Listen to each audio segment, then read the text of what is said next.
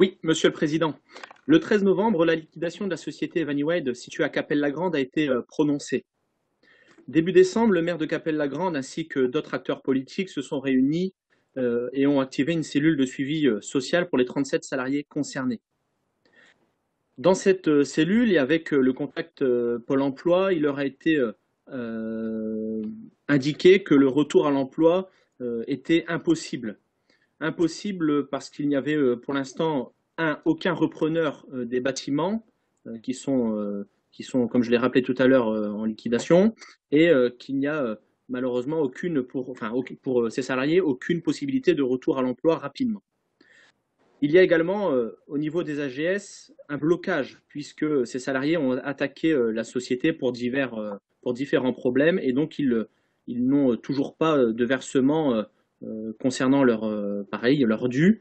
Cela devrait normalement arriver par le liquidateur prochainement, on espère avant le 15 décembre. La question est simple, Monsieur le Président. Comment le Conseil régional compte-t-il aider au suivi de l'entreprise et des salariés?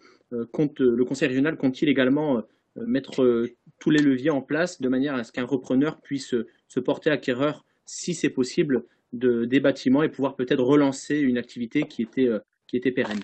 Je vous remercie. Karine Charbonnier.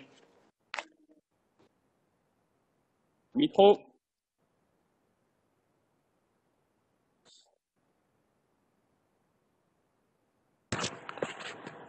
Comme vous l'avez dit, cette fonderie emploie environ 35 personnes.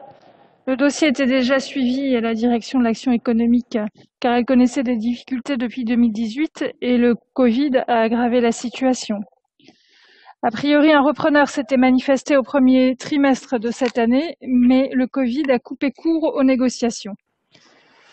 La liquidation emporte donc le licenciement de la totalité des salariés qui pourront toutefois bénéficier du CSP, comme pour tous les salariés licenciés économiques.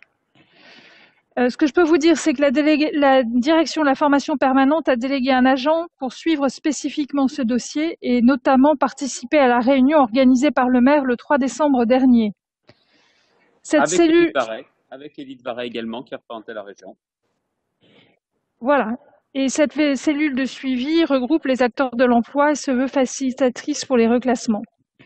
En matière d'aide, la région mobilisera bien évidemment ses dispositifs de formation habituels, comme elle le fait d'habitude, comme elle l'avait fait pour Teams par exemple, en complément des mesures de Pôle emploi, puisque les salariés seront majoritairement au CSP.